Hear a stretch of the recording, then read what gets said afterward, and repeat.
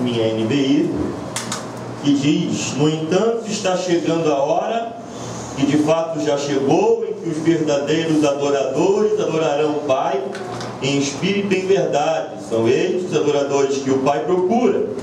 Deus é espírito, e é necessário que os seus adoradores o adorem em espírito e em verdade.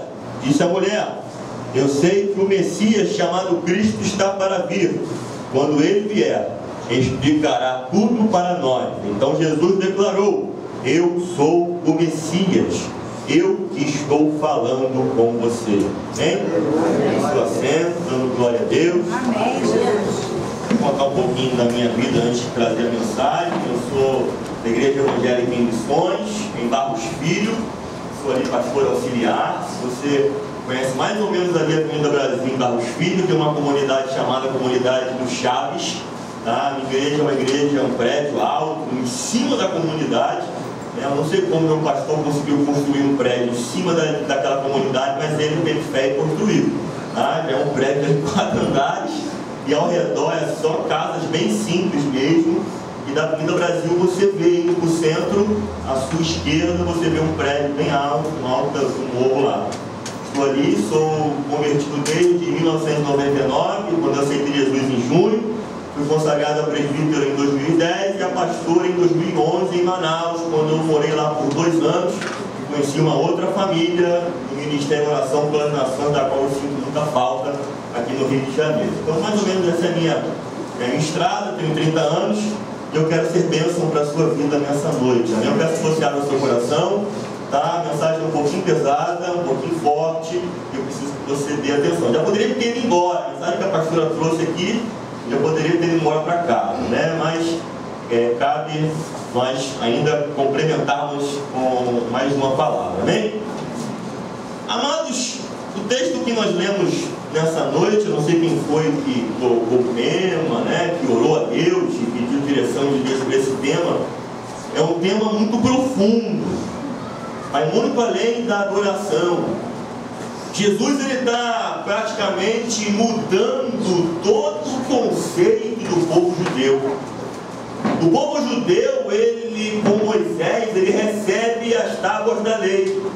E as tábuas da lei, contendo os seus 10 mandamentos, era algo muito mais profundo, porque não eram só as tábuas da lei que formavam a lei de Moisés. Eram 613 ordenanças que o povo tinha que cumprir rigorosamente. Para você ter uma ideia, a adoração do povo judeu era toda regrada, era toda cheia de regras, cheia de liturgia, cheia de rito e rituais. Então o judeu, ele praticamente sabia tudo que ele tinha que fazer para adorar a Deus. Tudo. Lógico, eles viviam em uma outra dispensação, eles viviam em um outro período. Eu não sei se você já aprendeu sobre dispensação. Nós temos 7 dispensações na Bíblia, não é? Que é a inocência, a consciência, governo humano, patriarcal, lei, graça e milênio. Nós estamos em qual dispensação? Estamos na graça de Deus, né? Não estamos na lei de Moisés, nem muito menos na patriarcal, nem muito menos no milênio que ainda vai vir, ok? Estamos vivendo a graça de Deus. Mas o judeu, ele vivia a lei. Ele vivia a lei e a sua adoração é totalmente regrada. Aonde que o judeu ele adorava? Ele adorava basicamente no templo.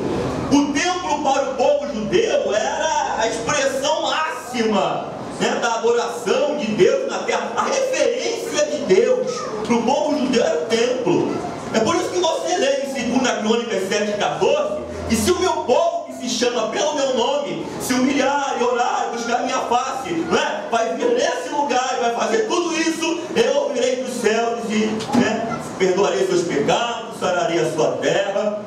Isso, né, fazendo a referência ao templo do povo judeu. Não é à toa que hoje eles estão lá em Jerusalém. E aonde que eles vão adorar a Deus? Aonde? No muro, que é o famoso muro das lamentações, porque é o que sobrou do templo de Salomão, é o que sobrou, melhor, da segunda casa que foi construída, e eles adoram a Deus ali, mas no lugar tem uma mesquita muçulmana, aí não tem como tirar a mesquita por enquanto, eles adoram a Deus naquele muro que sobrou. Então eles viviam a lei, mas nós hoje vivemos graça. Amém. Não vivemos de Moisés. Muita coisa ficou de lado, muita coisa ficou para trás. Não é que a lei tem que ser esquecida, não estou dizendo isso. Mas a nossa forma de se relacionar com Deus, a nossa forma de viver para Deus, ela mudou em muita coisa. Em muita coisa. Jesus veio trazendo isso. Se é o capítulo 4 de João, você vê essa diferença. Porque o judeu, ele adorava como? Ele adorava em verdade, mas não adorava em espírito. Ele adorava em verdade por quê? Porque a verdade era a lei. Ele tinha que cumprir tudo ali direitinho. Ele adorava de acordo com a palavra, de acordo com o mandamento.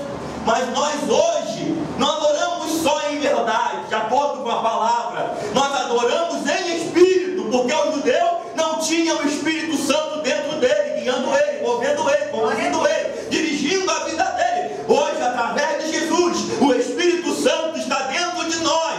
E hoje nós temos acesso a Deus, aleluia. Coisa que o judeu não tinha, esse acesso a Deus. Poucas pessoas tinham acesso a Deus. O sumo sacerdote era um dos privilegiados que tinham esse acesso a Deus. Mas o que eu não consigo entender é que hoje parece que as igrejas querem viver um mesclado. Parece que tem coisa que na lei é tão atrativa, é tão gostosa, que as pessoas não querem deixar.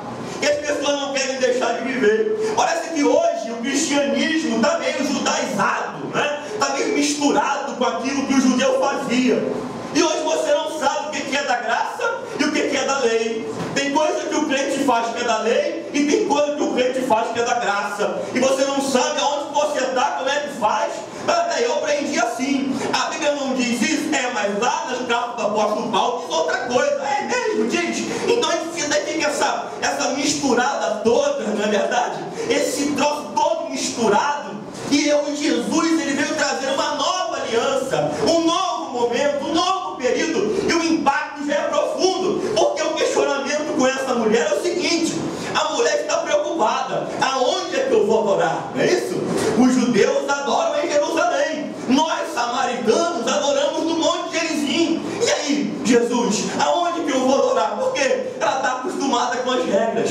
Ela está acostumada com um local certinho de adoração. E aí Jesus dá uma palavra que revoluciona totalmente a vida dela. E diz, olha, não tem lugar, não tem templo, não tem... O que importa é que você adora Deus em espírito e em verdade. Não é em Jerusalém, não é no Monte Gerizim, aonde você estiver. Se você abrir a sua boca e clamar a Deus, Deus vai ouvir o seu clamor.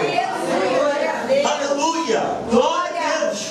Então esse é o contexto. Jesus veio revolucionando. Aí você pode dizer para mim, mas pastor, Jesus cumpriu a lei. Então eu não entendo que cumprir a lei também é uma coisa que eu escuto muito quando eu falo sobre esse assunto. E eu vou te explicar que Jesus cumpriu a lei não para que você viesse cumprir a lei. Jesus cumpriu a lei porque era um dos requisitos para Jesus morrer na cruz. Porque se você não sabe, a lei de Moisés, ela acusa a gente. A lei de Moisés, ela vem acusar a gente. Por que ela acusa a gente? Porque nós não conseguimos viver a lei por completo, amém? Não conseguimos, não tem como você obedecer 613 ordenanças. Aí você pode dizer assim, pastor, então por que Deus deixou a lei para o povo obedecer? Deus é esperto, Deus é inteligente, Deus queria acabar com o ego do homem. O homem é muito pomposo, o homem é muito soberbo, o homem é muito arrogante. Quando Deus dá a lei para o homem obedecer, o homem começa a obedecer, aí ele vê que ele não consegue, aí ele se prostra e fala, Senhor, eu não consigo te servir, Senhor, eu não consigo, essa lei é dura demais, porque a lei dizia que se você errar em um item dela, você pode cumprir 612, errou 613, você é culpado por tudo.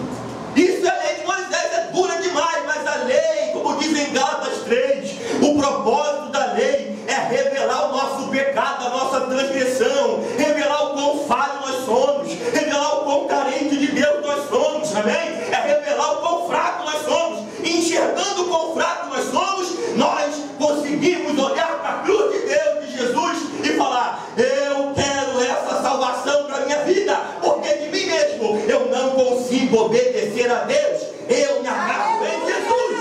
Isso é evangelho. A lei mostra o quão fraco nós somos, e Jesus na cruz mostra, vocês não conseguem, mas eu consigo. Eu vivi a lei, eu cumpri toda ela, Porque a lei diz que aquele que cumprir toda a lei vai ter vida, vai viver por ela. Mas Jesus é o único ser humano. Aparece um ser humano na face da terra que consegue obedecer a lei, que consegue calar a boca da lei. Jesus, ele cala a boca da lei. A lei não tem argumentação para falar, tem que morrer porque você errou. Não, a lei fecha a boca. E aí Jesus toma o seu lugar, amém? A lei diz, você tem que morrer. Aí Cristo fala, não, lei, sossega aí, porque eu cumpri você, cala a tua boca, que eu tomo o lugar dele, você não pode falar mais nada dele, aleluia. Isso é o que Jesus fez por mim e por você. Está entendendo isso? Foi isso, por isso que Jesus precisou cumprir a lei. Ele disse, eu não vim abrogar a lei, eu vim cumprir tudinho, tudinho, tudinho, tudinho. Então, meus amados, terminando essa introdução, é o que eu percebo hoje. Hoje nós estamos vivendo hoje um mesclado de lei com graça. E eu quero que você saiba que existe muita liberdade, não libertinagem, tá? Porque a graça jamais foi dada para você pecar. Isso é muito importante, tá? A graça de Deus é a liberdade para eu viver para Deus, não é a liberdade para eu viver errando, não é libertinagem. Mas existe muita coisa que eu poderia viver numa liberdade e eu não vivo. Vou te dar um exemplo. O apóstolo Paulo é um dos pregadores da graça de Deus. O que mais defendeu a graça, eu creio que foi o apóstolo Paulo. E aí, defendendo, né, o maior conteúdo doutrinário sobre graça, o apóstolo Paulo. E numa das pregações que ele trouxe, ele falava assim, peraí pessoal, para que você vai ficar se circuncidando, hein? Alguém sabe o que é circuncisão? Quem é da escola dominical aí? Amém. Alguém sabe? Levanta a mão, o que é circuncisão? Poucas pessoas sabem, né? Circuncisão, não se escandalize, por favor. Circuncisão é o corte no pênis do homem, né? É a famosa fimose, não se escandalize.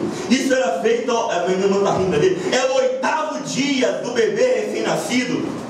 O bebê fazia essa aliança com Deus. Isso está na Bíblia, né? Jesus foi circuncidado, enfim, os bebês antigamente todos eram circuncidados. Era a aliança com Deus, era feita na lei.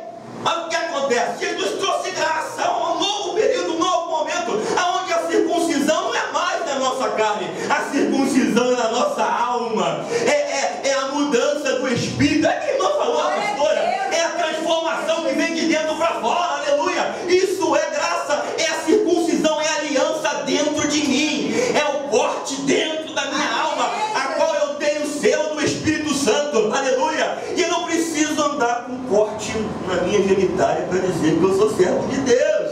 É a mudança de Deus dentro de mim. Mas aí o povo de Deus falava assim, não, isso é muito santo, eu preciso me circuncidar, porque desde pequenininho eu aprendi assim. Mas apóstolo Paulo, você não precisa mais.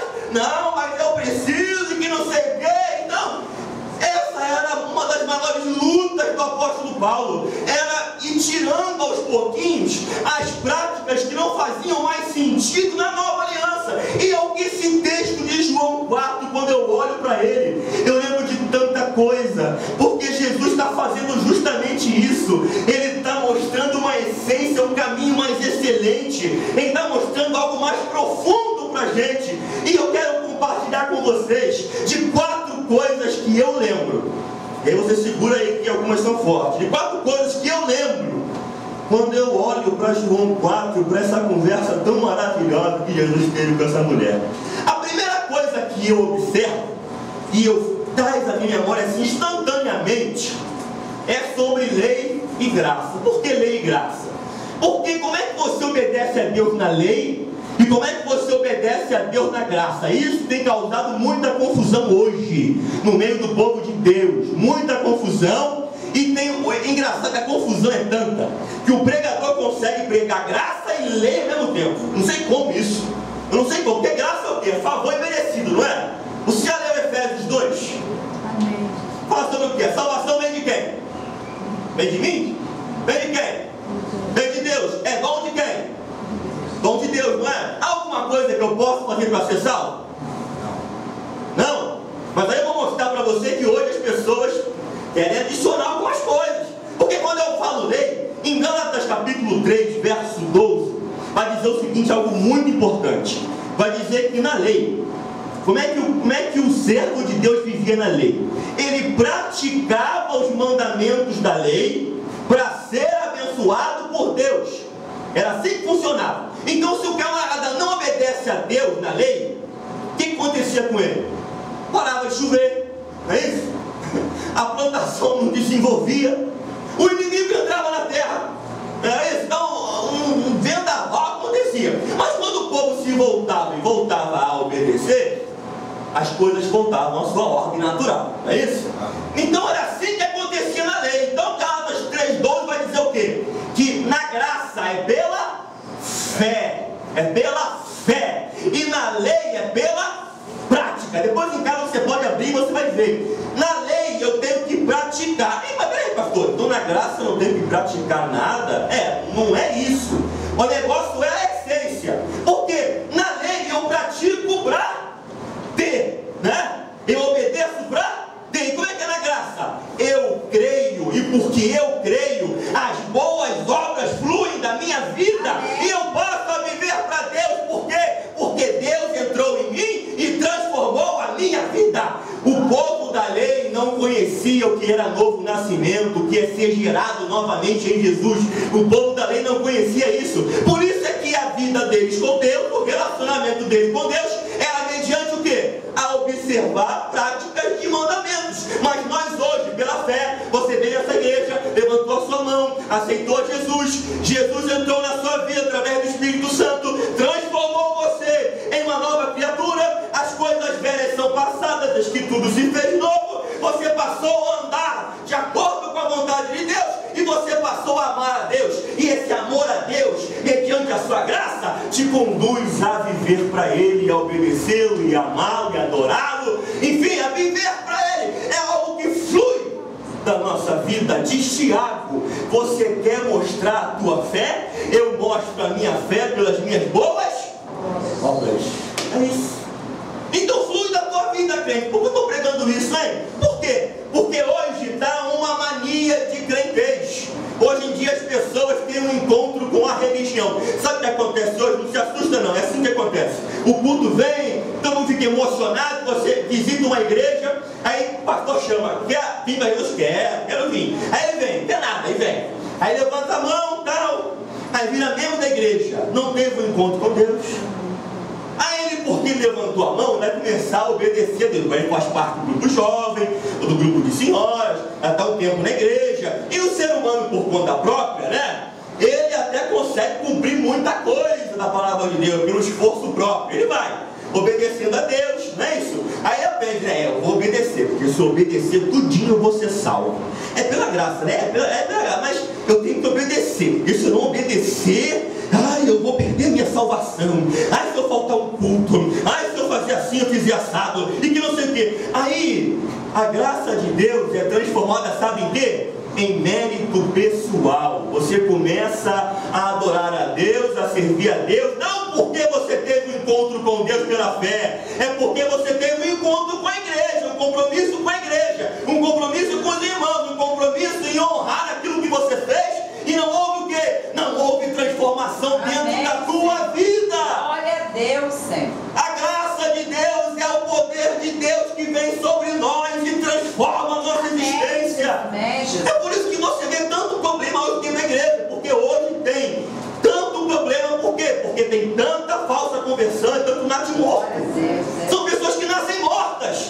Por que nascem mortas? Porque tem um encontro com a religião e acha que o fato de estar dentro de uma igreja é garantia para ir para o céu. Isso não é garantia para ir para o céu, irmão. Desperta. Isso aqui é local de reunião, é local de você estar em comunhão com o teu irmão, você ajudar o daqui, é local de reunião. Se um dia o presidente, a Dilma lá, não tem mais templo evangélico, não tem problema, a igreja não vai acabar. Vai ser na minha casa, vai ser embaixo da rua, vai ser no porão, vai ser onde for, mas vai continuar tendo igreja. Amém, Jesus. Entendeu? A igreja é você. Glória a Deus. Somos transformados, Deus habita dentro de nós. Está entendendo? Eu preguei, foi quando? Foi na sexta-feira. Eu não consigo entender como é que é uma luta tão grande hoje, né? O crente vai se converte e parece que o crente anda assim em relação ao pecado, ó. Assim, ó. Qualquer negocinho, eles, pô, cuidado, irmão, vigia. estou vigiando. Eu não entendo isso. Quando eu olho Romanos 6:1, fala o quê? Que se eu estou morto para o pecado, como eu vou viver ainda nele? Tem que haver mudança, entendeu? E a mudança quem faz não é você, aprenda isso. Você não pode obedecer a Deus com a sua força. É Deus que move a sua vida, é Deus que transforma a sua vida. É o que flui de você. Não está acreditando? 2 Coríntios 5, 11, 12, 13, 14, fala o quê? Que a graça de Deus me constrange. Porque se um morreu, logo todos morreram, para que viva por aqueles que por ele morreu. Você teve um encontro com a graça. Essa graça é tão maravilhosa, esse encontro com Deus é tão tremendo, que Ele constrange a sua vida, que Ele transforma a sua vida, que Ele te leva a viver para Deus de uma forma assim espontânea, e você é levado a morrer junto com Jesus, e você passa a viver com Jesus. Então o meu recado aqui é: não tenha um encontro com a religião, e tente obedecer a Bíblia com a sua força. Tenha um encontro com Deus pela fé, e viva a Deus pela fé, e pela fé Deus vai transformar a sua vida, e você vai começar a refletir boas obras. Te pergunto, o fruto do Espírito é seu ou é do Espírito? Aleluia, Jesus. O fruto do Espírito é seu ou é do Espírito? Você consegue gerar em você o fruto do Espírito? Consegue? Ser mansinho? Ser longânimo? Ser paciente? Ter gozo? Ter paz? Ter alegria? Ter fé? Isso é gerado por você ou é pelo Espírito? Se é pelo Espírito, é pela fé. Então é Deus que gera em você. Então, pessoal, você tem que saber de uma coisa: vida cristã na graça é muito menos você faz daquilo que você pensa. Então você tem que saber o que é que Deus faz na tua vida e qual é a sua participação. Você não vai conseguir fugir do pecado sozinho, não. Mas vir para a igreja adorar a Deus é você que tem que levantar o bumbum de casa, né, vestir a roupa e vir. Glória a Deus. Mas vencer o pecado não é por sua força, não. Viver a palavra não é por sua força, não. Senão você vai estar jogando a cruz de Cristo no lixo. Porque Jesus morreu na cruz, justamente porque Ele sabe que não temos condição. Segundo lugar, prego nessa noite que o que esse texto de João 14 me traz à lembrança. Ele me traz a lembrança de que nós hoje, como igreja, estamos vivendo, colocando a nossa fé, né, a nossa crença, estamos crendo muito em dogma, rito e artefato. O que é isso? Estou falando inglês agora, pastor? Não, não falei inglês. Eu vou explicar para você como é que funciona. Vamos falar do artefato agora. Se eu viesse pregar hoje aqui de camisa polo, lógico, tem uma regra aqui da igreja, e a regra talvez seja pregar de terno e gravata. Não estou falando sobre isso. Imagine que a igreja não tenha uma regra específica, mas eu vinha pregar de blusa polo. Eu seria mais santo ou menos santo? Muitos estão assim, né? Mas eu tenho certeza que umzinho ou outrazinha ia falar assim: esse pastor é meio chechelento, esse pastor ele é meio relaxado, porque ele vem. Vou te dar outro bom exemplo, ó. Se eu venho aqui e em vez de abrir a Bíblia, eu abro um notebook bonitão aqui em cima, você não vai achar que tem nada a ver, porque isso é artefato. Você vai achar que não tem nada a ver, mas tem um ou outro que vai dizer: a palavra é santa, os papel aqui é tudo consagrado. Então eu creio quando o pregador prega do papel, mas quando ele prega do notebook, ele está deixando o mundo entrar na igreja. Sabe qual é o nome disso? Isso é judaísmo. Porque o judeu que pregava, que vivia assim, tudo certinho, com roupinho ornamentado, isso era o povo judeu. Mas Jesus veio trazer uma liberdade, aleluia. Isso é liberdade. Eu vi hoje o notebook, que eu vim aqui tipo, não vou vir de camiseta, né? Senão estou sendo indecente aqui. Mas vou vir de blusa polo, enfim. É a fé onde? A fé no artefato. A nossa fé não pode ser assim, pessoal. Você não pode ver um irmão na rua, porque tu vira de bermuda, olha lá o imundo, impuro, carnudo. O apóstolo Paulo explica isso em Romanos 14. Quer aprender? Depois em casa lê Romanos 14. O apóstolo Paulo fala assim, ó: tem gente que guarda um dia da semana, tem gente que guarda todos. Tem gente que guarda nenhum. E o que guarda nenhum, guarda para o Senhor. O que guarda todos, guarda para o Senhor. O que guarda um, guarda para o Senhor. Deixa cada um viver a sua fé e deixa de ser cri-cri. Porque na graça de Deus, Por mais que você diga, e eu vivo o domingo, né, para o Senhor, não tem nada tão claro ou doutrinário assim, entendeu? Então o apóstolo Paulo explica isso. Tem gente que guarda o sábado. Ele guarda o sábado, deixa ele guardar o sábado. É a fé dele com Deus, entendeu? Tem coisas na Bíblia, pessoal, que é especificado. Tem coisa na Bíblia que é escrito ali, ó. Lógico, eu não vou andar indecente na rua, não vou andar de sunga na rua, não tem como andar de sunga na rua. Eu vou estar atentando contra o pudor, vou até ser preso pela polícia, não é isso? Não é nem Bíblia, né? Mas tem coisas que a Bíblia deixa em aberto e a nossa fé, às vezes, a gente prende no artefato e a gente considera um irmão menos santo, outro mais santo. Não faça isso, por favor, em nome de Jesus. É a liberdade do irmão. O irmão veio com a blusa toda colorida, deixa ele. É a liberdade que ele tem em Jesus. Irmão usando tupetinho, deixa o tupetinho do irmão, rapaz. Você vai mexer com o tupetinho dele, ele nunca mais volta para a igreja. Pessoal, isso é judaísmo, pô. Nós estamos no judaísmo. Outra coisa que acontece muito também é o rito. O que é o rito? Para você adorar a Deus, cada um tem um rito, né? Cada um tem um rito, né? Tem gente que levanta e... tem gente que fica assim. Tem gente que dobra o joelho. Cada um tem um rito, uma maneira de se expressar para Deus. Quando você fala assim, vamos orar, o que você faz? Isso é um rito, não é? E o ritual? O ritual é um conjunto de ritos. Sabe o que o povo de Deus tem mania de fazer? Tem mania de classificar os crentes. Os que adoram assim são os mais espirituais. Pentecostal. Todo reteté. Os que adoram assim, e tá na prova, né? Está na prova de Jesus, não está nem preocupado. Olha, pessoal, se Jesus estivesse aqui, fala, misericórdia, às vezes o que está agachado está orando muito mais e adorando muito mais que aquele que está em pé de mão aberta. Então, por favor, deixa de ser cri-cri, julgar o teu irmão e respeite a liberdade dele, em nome de Jesus. Outra coisa é o dogma. Dogma é aquilo que eu acho que é certo, né? Tem gente que acha assim, ó, tem irmão que eu encontrei muito engraçado. Ele falava assim, se tu for na minha casa e trouxer pimenta, eu vou ficar com raiva de você, ó. Porque pimenta é do capiroto. Que isso, irmão? Pimenta é do capiroto. Não, pimenta é do capiroto. Lá no tambor lá, eles oferecem pimenta. Pimenta não entra na minha casa, não. É um dogma, é um conceito de verdade que a Bíblia não diz, pô. Lógico, eu vou viver os dogmas das verdades que a Bíblia diz, amém? Glória a Deus, mas poxa, e com esses pensamentos a gente vai classificando os irmãos, porque se você for na minha casa e eu não como pimenta e você come, você todo pimentinha, eu vou falar, e lá, irmã Adriana, não vigia não, pá. Ela nem sabe, ó, tá recebendo uma seta com uma pimenta, nem sabe, né? Isso é fé no dogma. A nossa fé não é no dogma pessoal, a nossa fé não é no rito, a nossa fé não é no artefato, amém? Aprenda, tenha uma mente na liberdade da graça, em nome de Jesus. Pastor, eu não quero viver essa liberdade. O problema é seu. O apóstolo Paulo tem um recado para você. Ele diz para o povo judeu que não quer viver essa liberdade: decaído, pois, fostes da graça. Que isso?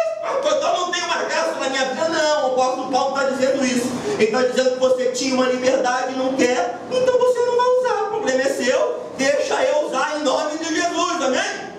Terceira coisa que eu aprendo, eu estou encerrando sobre esse texto de João 4. Eu aprendo o seguinte, que hoje eu e você, nós somos o templo de Deus. Como é que funcionava no passado? No passado o povo judeu servia a Deus no templo. O templo era a expressão máxima, mas tem um versículo lindo em Colossenses 1, 28, 27, que diz um mistério que esteve oculto, e esse mistério foi revelado. Que mistério é esse? Quem sabe, hein? Que mistério é esse que esteve oculto e foi revelado? Deixa eu falar o dominical aí. O mistério é Cristo em nós, esperança da glória. Ou seja, Cristo se revela dentro de você. Hoje não é mais o templo, hoje você é o templo. Deus mudou de endereço. Antigamente Deus se manifestava no templo, agora Deus se manifesta em você, amém? Em você. Quando você anda na rua, você é o templo andante de Deus, como diz 2 Coríntios 5. O apóstolo Paulo fala, quando essa casa, minha casa, quando esse tabernáculo se desfizer, eu tenho uma morada no céu. Você é templo de Deus, embaixador de Cristo, amém? Então você, jovem, na sua escola, quando olharem para você, sabe quem que eles vão estar olhando? Deus. Deus porque Deus agora está dentro de você.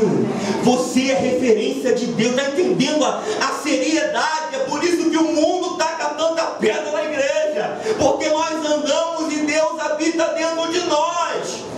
Entendeu? Então Deus quer se mover dentro de você. Adão e Eva, eles fecharam a porta para Deus. Eles disseram: Deus, eu não quero você na minha vida. Quando eles comeram daquela árvore lá do meio do jardim, eu não quero Deus na minha vida. Eu tenho agora entendimento, tenho conhecimento, mas Jesus abriu essa porta de novo, e você, pela fé, tem acesso a Jesus, tem acesso a Deus, e Deus vai habitar dentro de você, e você vai andar como servo de Deus. Então para com esse negócio de que a sua oração é mais importante em um lugar ou menos importante em outro. Você agora carrega o Espírito Santo de Deus dentro da sua vida. E eu abro aspas para falar uma coisa aqui para você. Porque quem carrega o Espírito Santo de Deus dentro da vida, como é que consegue viver uma vida de podridão? Tem como? Tem como? Você conhece aquela passagem que o povo pegou a Arca da Aliança e eles enfiaram a cara dentro da Arca da Aliança de curiosidade? Depois que a Arca voltou do povo filisteu, conhece essa história? A Arca voltou e eles abriram a porta assim: o que tem dentro, hein? Cada um que olhava caía no chão. Cada um que olhava caía no chão. Morreu muita gente, porque teve um encontro ali com a glória de Deus. Quem olhasse para dentro da arca era fulminado. Ainda mais quem não tinha um preparo como o sumo sacerdote. Agora, uma coisa eu não entendo: como é que eu digo que Deus habita na minha vida, que eu sou templo de Deus, e eu não sou confrontado com a santidade de Deus? Está entendendo? A santidade de Deus confronta a sua vida. Lembra de Isaías? Isaías teve um encontro com Deus, não teve? Isaías 6, né? O céu se abriu, aquela glória, a aba dele encheu todo o templo, não é isso? Aí Isaías olhou para a glória e falou: ai de mim que estou perecendo, ai de mim, porque os meus olhos viram o Senhor. Ele foi confrontado com a santidade de Deus, e sendo confrontado com a santidade de Deus, isso gerou mudança na vida dele. Ai de mim, houve um reconhecimento. Então, quanto mais você anda com Deus, mais você é confrontado pela santidade de Deus. Isso é automático, é espontâneo na sua vida, amém? Deus vai te incomodando: tira isso aqui, tira isso ali, arranca isso aqui. Ele vai te mostrando: mas se eu não consigo, se lança na minha presença, tu vai conseguir, tu vai ter força, e pouco a pouco tu vai caminhando, e é de glória em glória. Deus vai transformando a nossa vida, e a cada vez você parece um pouquinho mais com Jesus. Glória a Deus. É para isso, crente, que Jesus morreu na cruz por você. Amém. Para você parecer mais com Jesus. Cristo não morreu na cruz por você para você ter uma boa faculdade, não, tá? Cristo não morreu na cruz por você para você ser uma pessoa bem sucedida, né? Agora eu estou bem sucedido com a minha família e que não sei o que. Deus faz isso? Faz. Mas é o principal propósito? Não. Amém. Jesus morreu numa cruz para alcançar dois propósitos na sua vida.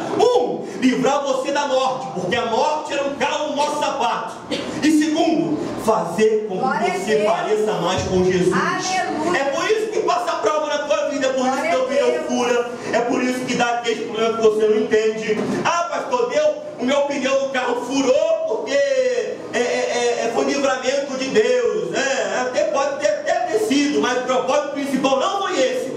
Foi para você parecer mais com Jesus. Amém, Senhor. É por isso que as coisas contribuem.